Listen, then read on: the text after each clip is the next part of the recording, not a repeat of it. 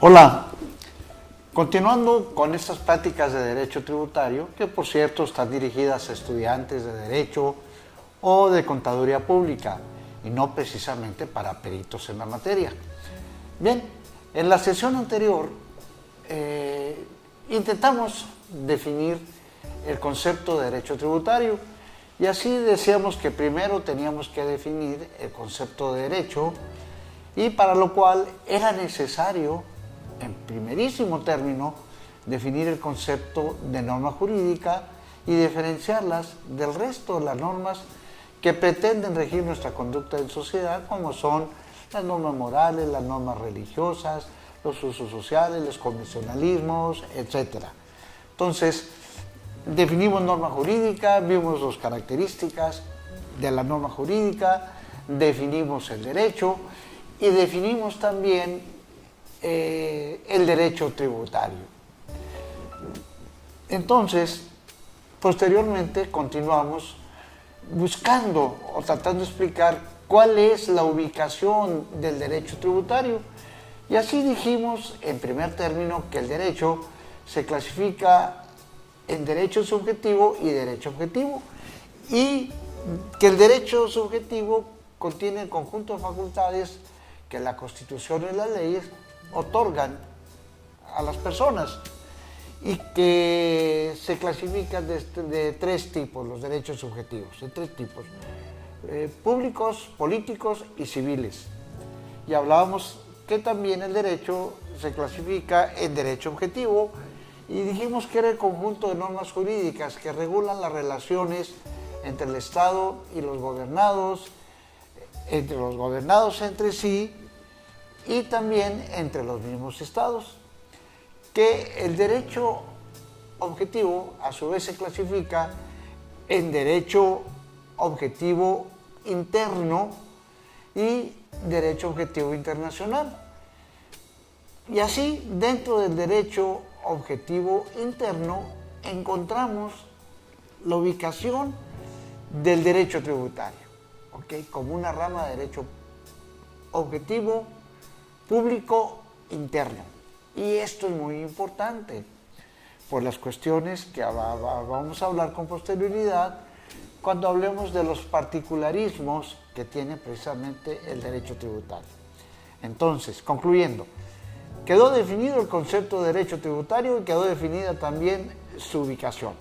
Vamos ahora a continuar con la relación que tiene el derecho tributario con otras ramas del derecho.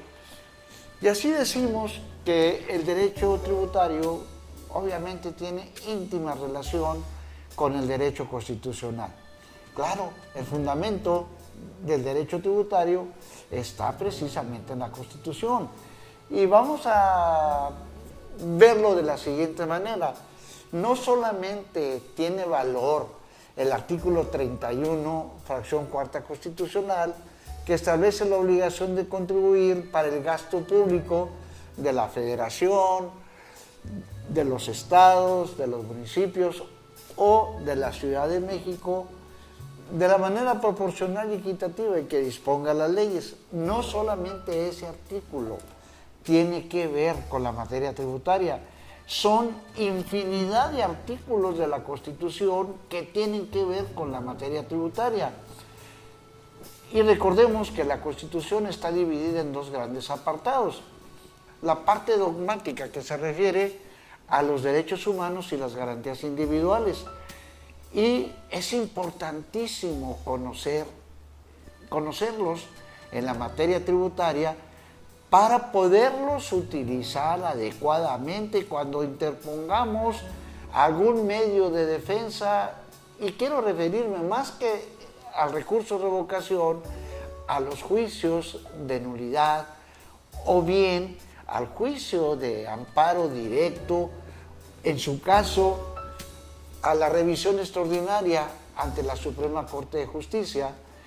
Y también, muy importante tener en mente que en ocasiones tendremos que acudir a la Comisión Interamericana de los Derechos Humanos para que ésta a su vez acuda a la Corte Internacional de los Derechos Humanos cuando demostremos, obviamente, que se violentaron nuestros derechos humanos en alguna sentencia emitida por estos órganos encargados de impartir justicia. Entonces, tiene mucha importancia el estudio de la Constitución en materia tributaria, de tal suerte que es de primer orden conocerla.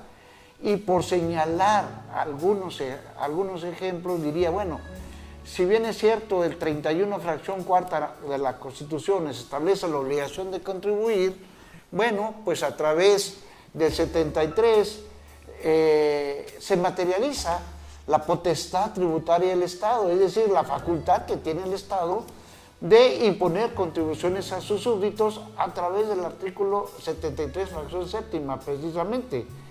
Y luego, en el 73, fracción 29, se habla de la facultad exclusiva que tiene la Federación para imponer contribuciones a ciertas actividades o a ciertos productos.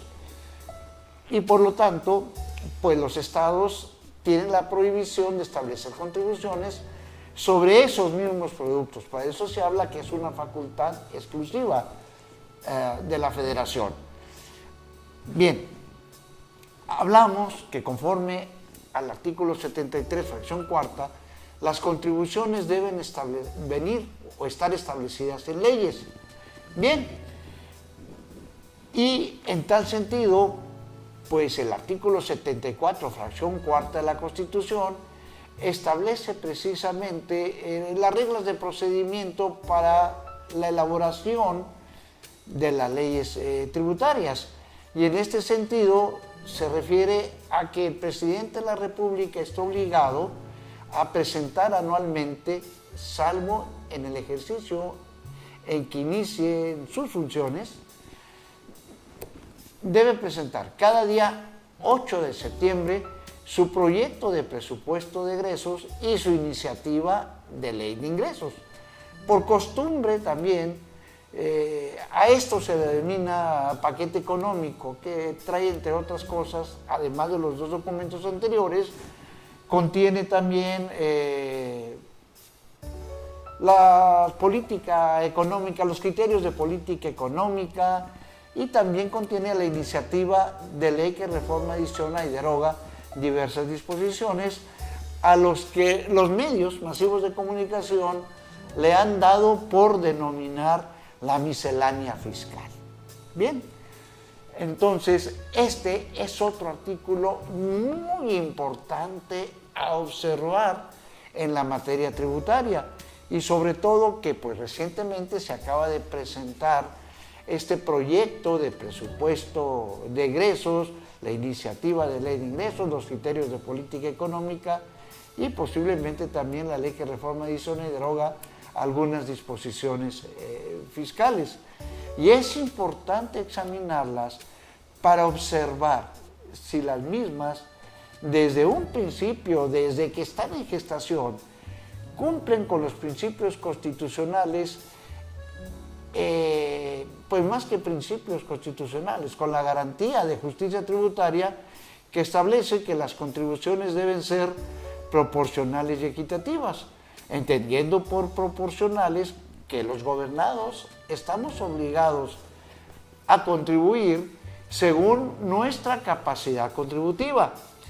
Y al respecto, pues se debe distinguir entre lo que es capacidad económica y lo que es capacidad contributiva.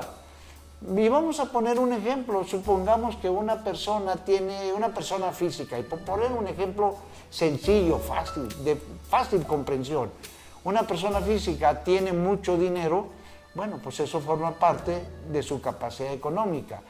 Pero si esta persona establece una negociación en la especie de una zapatería, pues entonces vamos a medir su capacidad contributiva conforme al resultado que haya obtenido de sus operaciones en la cooperativa, en la zapatería, y con base en ello es conforme a lo que está obligada a contribuir. Entonces eso es para explicar de una manera rápida lo que significa proporcionalidad.